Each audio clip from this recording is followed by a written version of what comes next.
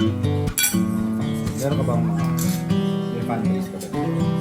Good morning guys! So, breakfast. Last day na dito sa Jensen. Tayo na naman. Okay, for our last stop, day 3 tayo ng Jensen. So, pasal na tayo sa favorite place in town, ang SM Jensen.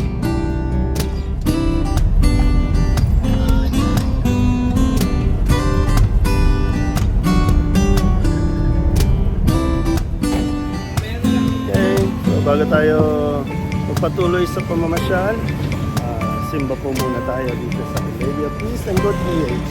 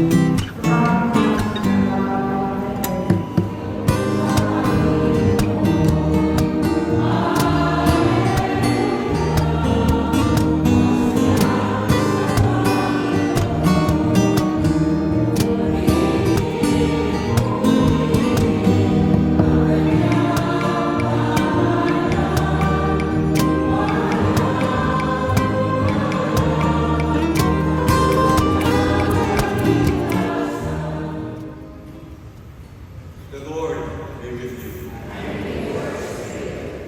A reading from the Holy Gospel according to John.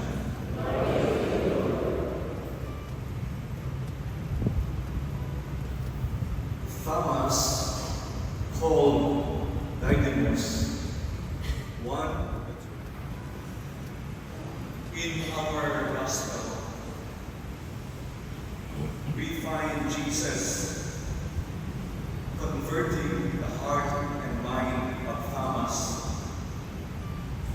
into believing that Jesus is alive. Therefore, this gives we pray, by sending down your Spirit upon them like the dewfall, so that they may become for us the body and blood of our Lord Jesus Christ.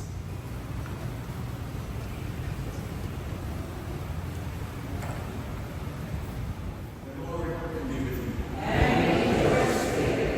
May Almighty God bless you all, the Father, the Son, and the Holy Spirit. Amen. Our Mass will offer. Go in the peace of Christ.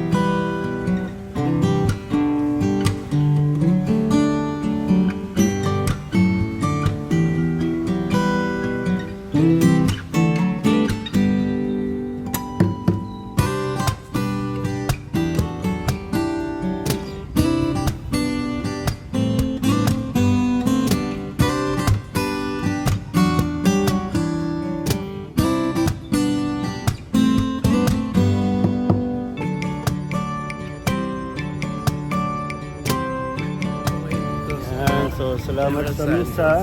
May natutunan ka pa sa misa. Ngayon pala ay kapistahan ni Hmm. St. Thomas. Oh, Santo Tomas, the Santo Tomas de University. Alam mo, nandito na tayo sa favorite place mo, SM Mega Mall. SM, baka naman. So, namimiss mo na ang SM Mega Mall, kaya nandito tayo sa SM. Diyan sa... Kain na naman tayo. Compare natin kung anong... Taba na natin. 2 araw na. Yung event yung labas po na to, yung event na tatlong kulay nila. Parang yung bike. Well, picture na lang dyan sa Douglas. Okay, for our lunch for today.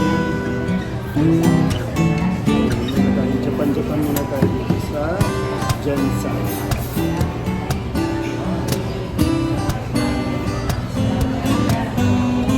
Guys, so ito na, papunta na tayo sa airport. Bye bye Jensen. Manila, here I come. Bye bye naman kayo. Thank you po kay Kuya JR sa aming naging tour driver. Balik po ulit kayo. Mabalik sa susunod na ugma. Mabalik ta ugma. Tayo. Okay.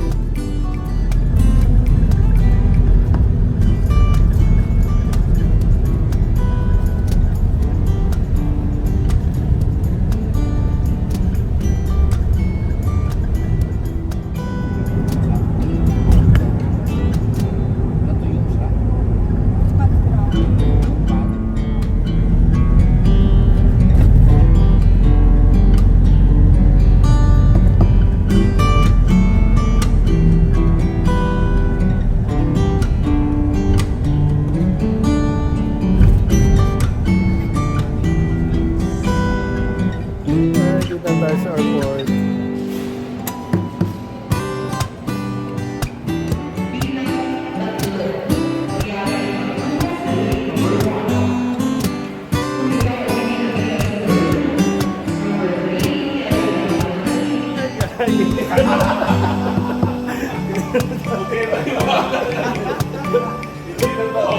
Boarding na po tayo.